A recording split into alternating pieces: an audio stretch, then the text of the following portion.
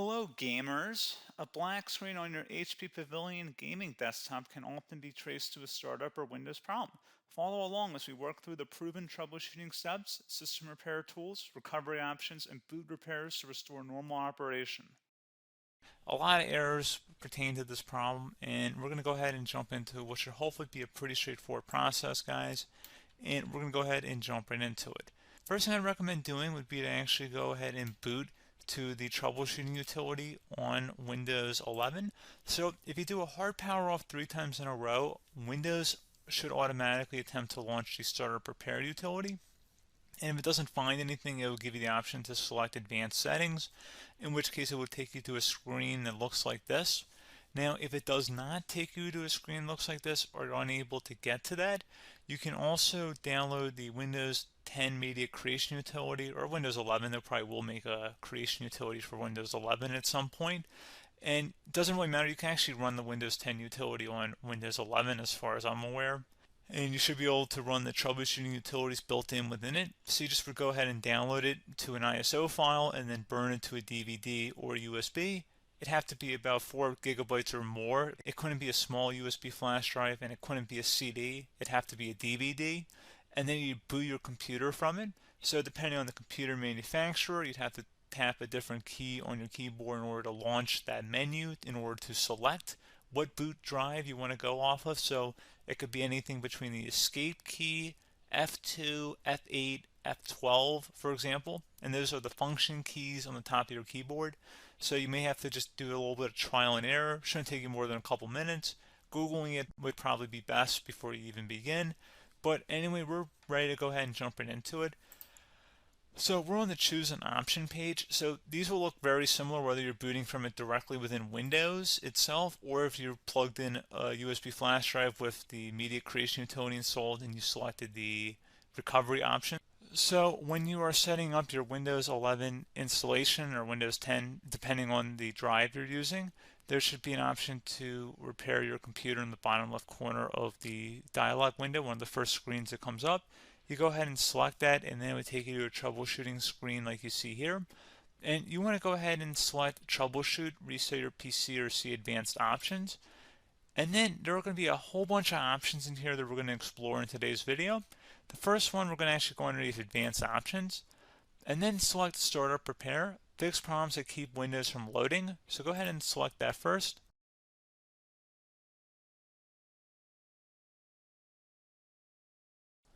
Okay, so you can see it could now repair our PC. That was our first option we could try. Something else, if we go back into advanced options here, and then select troubleshoot, we're going to go underneath advanced options again. You can go ahead and actually access safe mode by selecting startup settings. And then if you select the restart button, you have the option on the screen, select safe mode with networking, which will give you a key on the screen. It'll tell you which key to press to enter that. I believe it's the F7 key. It'll do that for you. I'm not going to go over that in today's tutorial because I don't really want to go into safe mode, but you're more than welcome to attempt that by going into here and then selecting restart.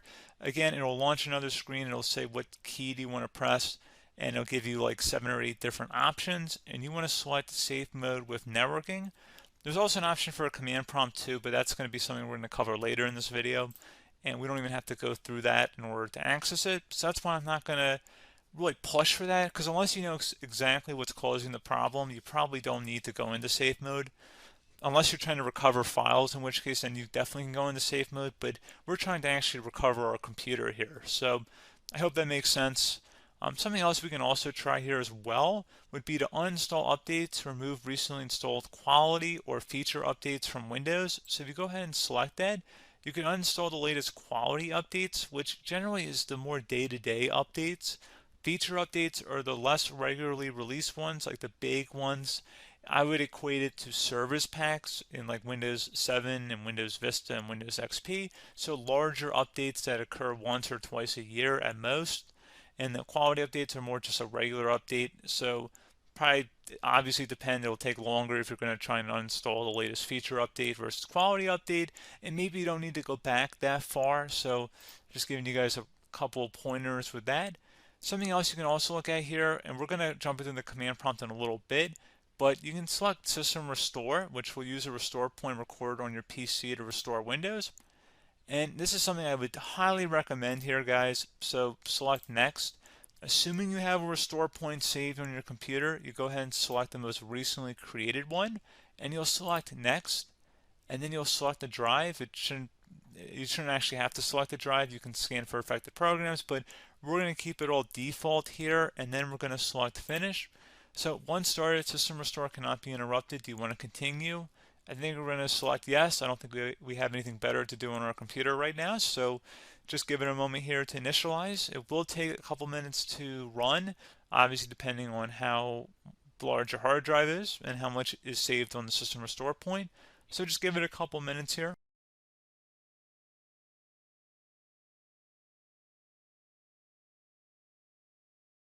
Okay, so you can see the system has been restored successfully.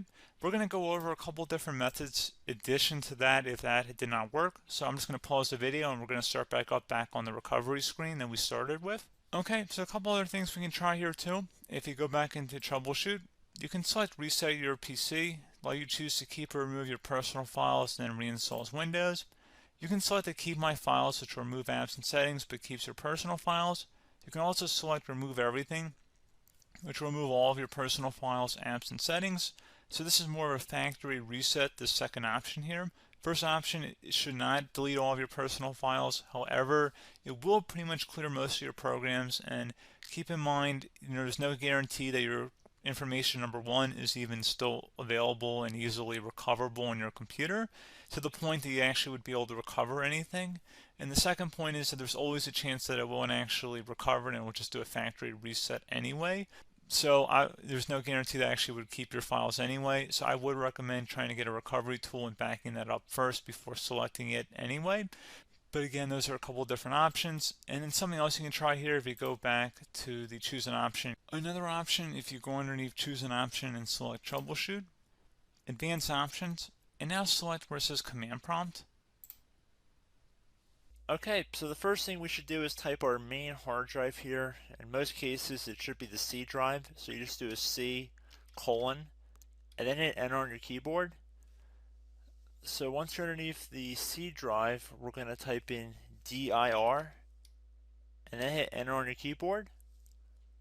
It should have program files, users, and Windows all in there. That's how you know you're in the right directory.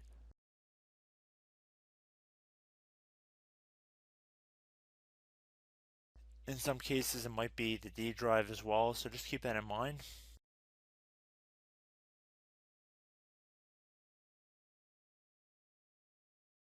Next thing we're going to do is type in cd space / Windows / system 32 / config,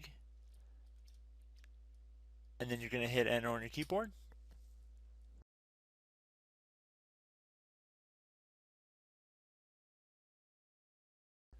So now you're going to type md space backup.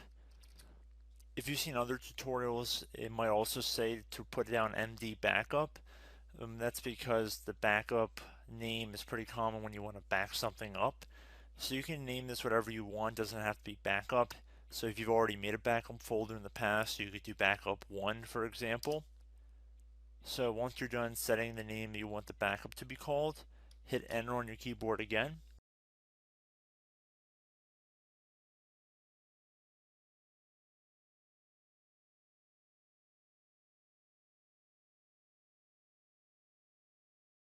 At this point you want to type copy, C-O-P-Y, space, then you want to do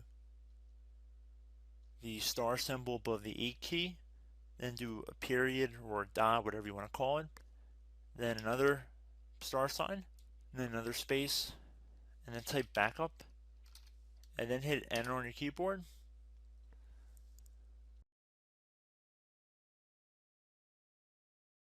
Now you want to type cd reg back, REGBACK, and then hit enter on your keyboard. So now that we are under the reg back, so now you want to type dir again, and then hit enter.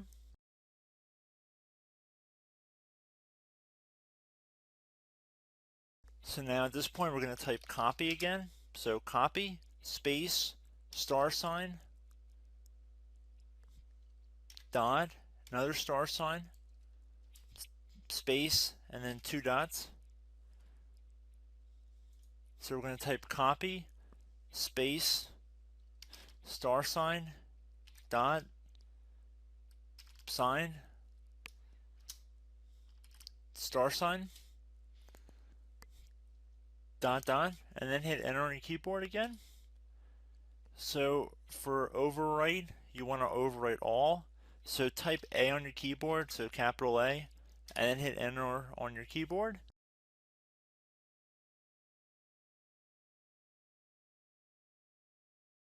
So at this point, you should be good to go. You can close out of the command prompt window. And if you accidentally continue to Windows 10, you should be all set. So I hope one of these 3 or 4 different methods we went through in this tutorial helped you guys out. Again, I'm not sure if you guys heard me earlier, but try to go back into your safe mode if possible and uninstall any programs you know might be conflicting with the Windows startup if you can get into safe mode. So just keep that in mind. Something very simple like that could be blocking up everything. So again, I hope this tutorial helped you guys out, and I will catch you in the next tutorial. Goodbye.